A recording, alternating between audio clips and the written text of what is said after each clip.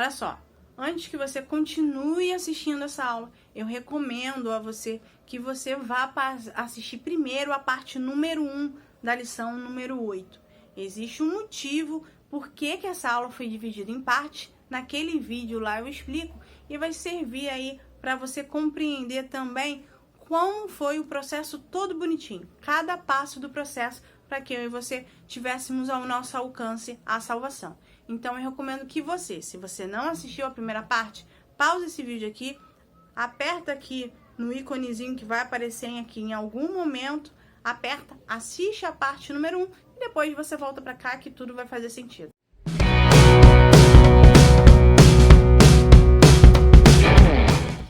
Então vamos lá. Para você que já assistiu a parte número 1, continuamos aqui com a parte número 2. Então, nós vamos falar sobre reconciliação.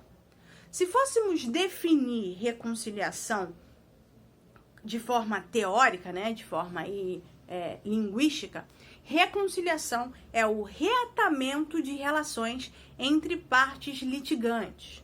Em outras palavras, né, em palavras mais simples, reconciliação é o ato ou o efeito de reconciliar, ou seja, de reestabelecer boas relações entre pessoas que estavam em conflitos. Vamos para a prática? Eu e você, com certeza, nós já brigamos com alguém em algum momento da nossa vida, ou já brigaram com a gente em algum momento da nossa vida. E dependendo da intensidade da briga, algumas delas tiveram como consequências separações. Podem ser separações físicas, separações emocionais, separações sentimentais, mas algumas delas provocaram, sim, separações. Quando nós reavaliamos essas situações, quando nós paramos para reavaliar o que levou às nossas separações, nós começamos a identificar as causas, né? Nós começamos a identificar os motivos que levaram a separações tão bruscas, a separações tão dolorosas. E nós começamos a compreender ou até mesmo a pensar no que poderia ter sido feito ou no que ainda pode ser feito para que se restabeleça um relacionamento. Nessa aula, nós vamos falar exatamente disso. Nós vamos falar do motivo que levou a uma separação e do que pode ser feito e do que foi feito para que esse restabelecimento se mantivesse, ou melhor dizendo, para que essa reconciliação fosse de fato verdadeira e estrutural. Como aqui nós estamos falando de algo espiritual, vamos tratar aquilo que é espiritual. Sim, eu e você somos ou fomos inimigos de Deus. Poxa, Manuela, por que eu sou tratado assim? Por que você diz que eu sou inimigo de Deus? Se nós formos estudar a pessoa de Deus, né, o ser de Deus, nós vamos ver dentro dos seus atributos, dentro das suas características, que Deus é um ser santo. Deus é um ser que não convive com aquilo que é impuro, com aquilo que é pecaminoso. Pecado é tudo aquilo que é anti-Deus, tudo aquilo que contraria as leis de Deus, é tudo aquilo que contraria aquilo que foi estabelecido pelo próprio Deus. E Deus, ele é santo, Deus, ele é íntegro, Deus, ele não compactua com nada que é contrário àquilo que é bom, perfeito e agradável. Ele não vai compactuar com nada que não é santo, que não é de acordo com a lei estabelecida por ele mesmo. Então, todos nós nos tornamos inimigos de Deus. Por quê? Porque a nossa origem é uma origem pecaminosa. Por causa de Adão e Eva. Adão e Eva pecaram contra Deus. E esse foi o motivo, o pecado de Adão e Eva, que gerou uma separação entre Deus e a sua criação. Ah, Manuela, mas o fato de comer uma maçã ou comer um fruto, né, foi tão errado assim para gerar uma separação tão brusca entre Deus e a sua criação? Sim, como eu disse para você, Deus, ele é íntegro. Deus tem leis, Deus tem normas e condutas. E quando ele apresenta isso a Adão e Eva, lá em Gênesis, você vai ver que ele vai ser muito claro, ele vai ser muito taxativo, ó. Desfrute de tudo, viva sobre tudo, mande no que precisa ser, ponha nome em tudo, mas não coma do fruto da árvore do bem e do mal. Coma de tudo, desfruta de tudo, mas não coma daquela árvore. É como mais ou menos ele tivesse dito assim, ó, a gente pode ser amigo, a gente pode ser bom, nós vamos ser bons companheiros, nós vamos ter uma boa convivência, mas se você descumprir isso, isso vai rachar a nossa amizade. Eu não vou conviver mais com você. Se nós voltarmos para a nossa vida humana, nós sempre temos limites. Sempre temos alguma coisa que não suportamos. Tem algo sempre nas nossas vidas que não admitimos. E para Deus, o que é inadmissível, o que é uma coisa que o magoa e o entristece muito, é a desobediência. Então, o que provoca e nos torna inimigos de Deus é o fato da humanidade ter pecado. É o fato da humanidade, na figura de Adão, ter desobedecido uma ordem que era importante para Deus, que era algo que mantinha o relacionamento entre os dois em plena harmonia. Então, sim, eu e você somos chamados e somos considerados inimigos de Deus. Mas o interessante dessa história é que o próprio Deus, ou seja, aquele que foi o mais ofendido nessa relação, vai procurar algo que reestabeleça um relacionamento. Ou seja, algo que supere a desavença que houve entre ele e a sua criação. E é sobre essa reconciliação, o planejamento dessa reconciliação que vai se tratar como objetivo principal a aula de hoje. Tá certo? Então vamos lá. A reconciliação, ela é uma das consequências centrais do sacrifício de Jesus no Calvário. Então, a primeira consequência do sacrifício de Jesus, é essa, é a reconciliação. Foi o primeiro efeito do sacrifício de Cristo. Sabe aquela coisa imediata? Aquilo que foi feito logo de cara, de imediato? Sim, quando Jesus morreu na cruz, quando Jesus consumou o sacrifício, quando Jesus ressuscitou ao terceiro dia e voltou para o céu, a primeira consequência do ato sacrificial de Cristo foi o reestabelecimento de relacionamento entre Deus e a sua criação. Então, nós observamos aqui que foi pela graça e pela misericórdia de Deus que Jesus veio para intervir no caminho da humanidade, a fim de que fosse reestabelecida a comunhão entre Deus e o homem.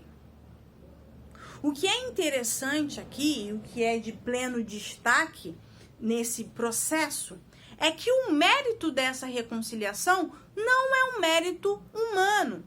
O mérito aqui é do próprio Deus. Lembra que eu falei que Deus foi o mais ofendido nesse relacionamento? Deus foi o mais afetado nesse relacionamento? Por quê? Porque a regra era divina. A regra não era humana, a regra era divina.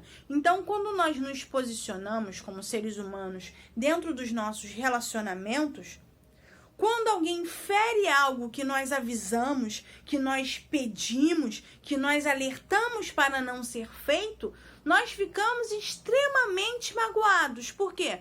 Porque não foi levado em consideração o nosso pedido, não foi levado em consideração o nosso apelo, a nossa condição de relacionamento. Então, com Deus acontece a mesma coisa. Mas Manuela, ele é Deus, sim, ele é um Deus, mas ele é um Deus que quer relacionamento. Ele não é um Deus comum, ou um Deus dentro da percepção humana. Ele é um Deus mesmo, Deus de fato, Deus, o dono de todas as coisas. Então, ele, poxa, eu disse para não comer o fruto, eu disse que o que manteria o nosso relacionamento seria a obediência a essa única regra. Se você reparar bem, foi a única regra que Deus colocou no relacionamento entre ele e Adão. Olha, só não coma do fruto, do resto pode desfrutar que eu criei para você mesmo, seja feliz. Mas dali não coma. Então, quando o homem comeu, o homem ofendeu a Deus. Porque, poxa, eu só pedi uma coisa. E uma coisa que não era tão difícil assim. Era só não comer. Então, quando nós observamos dentro dessa perspectiva, né? Nós vemos que, poxa, Deus tinha todo o direito de virar as costas para a humanidade e deixar todo mundo aí do jeito que tá. Não quer saber de mim? Então siga em frente, eu sigo a minha vida aqui tranquilamente e vamos deixar a vida correr. Não. Deus, muito pelo contrário. Deus, ele vê que o homem pecou, ele se entristece porque o homem pecou, porque afinal foi a única regra que ele colocou, e mesmo assim, o próprio Deus, o mais ofendido, age de misericórdia e graça e avisa ao homem que vai restabelecer ele mesmo essa ligação entre ele e a sua criação. Então, a primeira coisa que você precisa entender, além de entender o que é reconciliação, é que a reconciliação entre Deus e o homem não é mérito humano. A reconciliação entre Deus e o homem é um mérito exclusivo de Deus. Não existiria nada que o homem pudesse fazer para restabelecer esse contato. Não existia nada de força física, de força humana que pudesse fazer com que esse relacionamento voltasse. Não, tinha que ser algo vindo do próprio Deus. Então, a reconciliação entre o Criador e a criatura é um ato exclusivo da graça de Deus. Vem direto da graça dele, porque se não fosse a graça dele, nós estaríamos eternamente em inimizade com o próprio Deus. Por isso, o sacrifício de Jesus ele vai se tornar tão relevante. Tá vendo, ó? O sacrifício ele se torna aqui extremamente relevante por causa da reconciliação. Em um único ato, o Cordeiro de Deus, o próprio Cristo, ele cumpre as exigências da lei, já foi tratado na parte número 1, e ao mesmo tempo revela a graça do Pai. Pensa comigo, quem daria o seu único filho por um ser que simplesmente o magoou? Por um ser que o abandonou, por um ser que desprezou a única regra que não poderia ser descumprida nesse relacionamento. Se nós formos jogar para nossa vida como seres humanos, sinceramente, eu não daria aquilo que é meu, aquilo que é único, por alguém que simplesmente desprezou o meu sentimento, desprezou a minha vontade para viver aí do seu jeito e da sua maneira. Então, quando Deus manda o seu único filho para morrer na cruz, ele mostra a misericórdia, mas principalmente ele demonstra, ele personifica a sua graça, porque somente o Filho de Deus, ou seja, somente aquilo que é próprio de Deus, poderia aplacar, ou seja, poderia, melhor dizendo, né, executar a justiça divina. Então Jesus veio para morrer na cruz, para nos dar aqui a salvação, né? Para nos dar aí, para fazer uma religação entre Deus e o homem. E também veio para aplicar a justiça de Deus. Pensa comigo, a gente aprende isso na igreja 300 vezes, mas ninguém nunca presta muita atenção nisso, que acaba sendo um erro. A cruz não era para Jesus. A cruz era minha, a cruz era sua. Porque a consequência do pecado é a morte. E nós não estamos aqui só falando de uma morte física, mas de uma morte espiritual. É isso que o crente tem que entender. A morte física para o crente é algo positivo. Acabou, eu sei para onde eu vou porque eu sirvo a Deus. Agora, a morte espiritual, ela é mais agravante. A morte espiritual é a que verdadeiramente deveria nos dar alguma preocupação, porque ela é eterna. Aquilo que é espiritual é eterno. Então, quando Jesus vem para aplicar a justiça divina, ele vem dizendo o seguinte: olha, para restabelecer o relacionamento com o homem, tinha que ter um sacrifício e um derramamento de sangue inocente para encobrir o pecado do homem. Só que o animalzinho, o cordeiro, né, já não funcionava mais, já não era o suficiente. Então precisava vir aquele que era perfeito. Perfeito porque vinha da essência do próprio Deus e que era perfeito como homem. Então, esse alguém deveria morrer como sacrifício perante a Deus para que esse relacionamento, essa reconciliação fosse de fato estabelecida de maneira clara e de maneira eficiente. Então, em um único ato, Jesus nos concede a reconciliação e nos dá aqui o direito de salvação, né? A salvação ao nosso alcance, coisa que tinha sido perdido por causa aí do pecado adâmico, né? Do pecado aí de Adão e Eva, tá certo? Então, ainda mantendo esse raciocínio, foi na cruz, como deixa muito claro o apóstolo Paulo, que se abriu um caminho para a reconciliação. Olha só, antes não tinha caminho. O que eu tinha era momentos. Não tinha um caminho perpétuo, não tinha um caminho único para a reconciliação. Eu tinha momentos de reconciliação, não uma reconciliação definitiva, que só vai ter com Jesus. Então, quando Jesus morre na cruz, Jesus abre um caminho único para a reconciliação. Único, um caminho eficiente, um caminho certo, um caminho certeiro, tá certo? Por isso, o ser humano, né, o ser humano em si, que deseja reconciliar-se com Deus, precisa nascer de novo. Em outras palavras, precisa experimentar a regeneração espiritual. Quando Jesus diz, eu sou o caminho, a verdade e a vida, ele está dizendo o seguinte, ó, eu sou o único que pode restabelecer relacionamento entre o homem e Deus. Eu sou o único que falo daquilo que é verdadeiro, daquilo que vem do próprio Deus. E eu sou o único que posso gerar vida, não só vida física, mas vida espiritual. É por isso, naquela situação ali de Nicodemos, quando Jesus fala isso, né, vos é necessário nascer de novo, ele está dizendo o quê? Ele não está dizendo para você voltar para o ventre da sua mãe e nascer de novo. Ele está dizendo, olha só, analisa o que você é diante daquilo que Deus é, analisa a sua condição humana, arrependa-se do que você é e procure dentro de você, procure aí dentro do processo de arrependimento, agora voltar-se para aquilo que Deus quer. Era isso que Jesus estava dizendo para Nicodemos. É isso que Jesus nos diz todas as vezes que voltamos para essa temática do nascer de novo.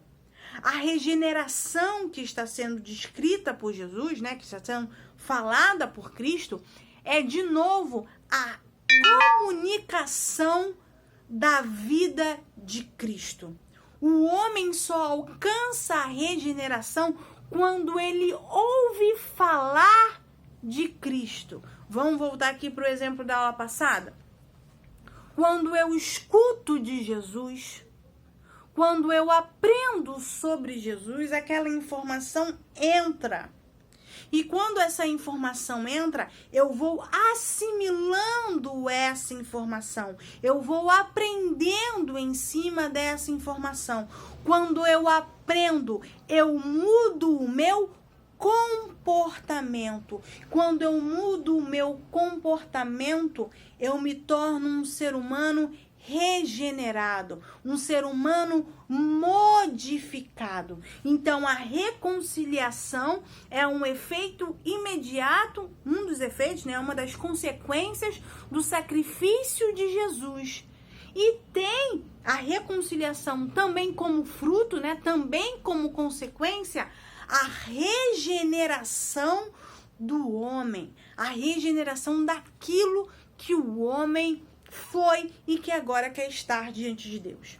Em palavras mais objetivas, a regeneração, quando se ouve falar de Jesus, né, tem que gerar mudança, tem que gerar a vontade de mudança. A regeneração, ela tem a ver com a natureza do pecador.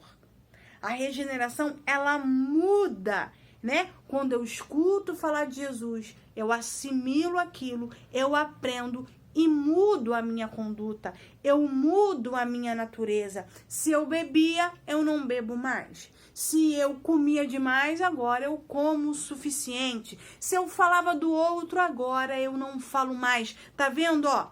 Veio o sacrifício. Como consequência direta do sacrifício, eu tive a reconciliação. Agora eu tenho acesso a Deus graças a Jesus, né, pelo caminho que é Jesus, e como consequência, ao trilhar esse caminho, eu tenho a regeneração. Em outras palavras, a regeneração está ligada à transformação, que é uma transformação interna. E essa transformação, só Deus, através do Espírito Santo, pode comunicá-la, pode trazer para fora. O processo é um ato interior. E é esse processo que a gente vai chamar de processo de conversão. Então, eu entendi o que é sacrifício lá na primeira aula. Agora eu entendo que eu entendo que é reconciliação e entendo as consequências dessa reconciliação. Nossa, Jesus veio, agora eu tenho acesso, eu tenho como alcançar a Deus por Jesus, porque Jesus me ensina sobre o reino, Jesus me ensina sobre Deus. Então agora eu vou ouvir sobre Deus, eu vou ouvir sobre aquilo que Deus tem para mim através da pregação da palavra e através do sacrifício de Jesus. Eu aprendi. Quando eu aprendo, eu modifico o meu comportamento. Quando eu modifico o meu comportamento, eu começo o processo de regeneração. Regeneração do homem, regeneração interna, que só é trazida à tona pelo Espírito Santo de Deus. É quando eu permito que o Espírito Santo de Deus entre em mim e me ensine. Quando eu permito que o Espírito Santo haja em mim para me ensinar, para me orientar. Então, a morte substitutiva de Jesus, porque era eu que devia ir para a cruz, era você que devia ir para a cruz, nos possibilitou a oportunidade de nos regenerarmos, de nos transformarmos espiritualmente, de revivermos espiritualmente e conseguirmos o perdão divino. Então, tá vendo quantas coisas benéficas a reconciliação, a construção do caminho, a construção do relacionamento estabelecido por Deus nos concedeu? Nos concedeu regeneração como homens, nos concedeu perdão, nos concedeu vida com Deus, vida espiritual e oportunidade de salvação. Então, a reconciliação é o resultado do infinito amor de Deus manifesto em Jesus Cristo. Por isso, é nosso dever como crentes, é nosso dever como proclamadores da palavra de Deus, pregarmos Jesus com toda a força e com toda a vontade das nossas almas. Por quê? Porque Cristo é uma dádiva de Deus para que possamos nos reconciliar com Deus, possamos ter comunicação com Deus, sermos comunicados de Deus e sermos também instrumentos de Deus. Então, é obrigação de todo o cristão proclamar a toda a criatura o que Paulo vai chamar de ministério da reconciliação. Então, concluindo a aula de hoje, que foi bem mais curta do que a aula passada. Reconciliação é o ato de religar relacionamentos, de reestabelecer relacionamentos. Quando Cristo morre na cruz, a consequência objetiva, a consequência direta, uma das consequências diretas é a reconciliação entre Deus e o homem. Jesus, através da cruz, abriu um caminho de relacionamento entre Deus e o homem. Agora eu, como homem, pecador, antes inimigo de Jesus, tenho acesso a Deus. E quando eu me permito ouvir sobre Cristo, ouvir sobre o reino de Deus, eu aprendo. Quando eu aprendo, eu inicio um processo de regeneração que é interna, que é feita com o auxílio do Espírito Santo, mudando a minha conduta para percorrer o caminho da salvação. Então, meus queridos, essa foi a aula de hoje sobre a reconciliação. Espero que você tenha compreendido. Se você não compreendeu, fique tranquilo. É só você me perguntar qualquer coisa aqui embaixo, que eu tô sempre de olho e eu vou te responder com todo prazer. Você sendo da nossa igreja, por favor, você já sabe exatamente aonde me encontrar. Espero que você tenha compreendido o que é reconciliação. Espero que você tenha compreendido os benefícios dessa reconciliação e que, por favor, não deixe de assistir a nossa próxima aula, que vai estar falando ali sobre a salvação, né?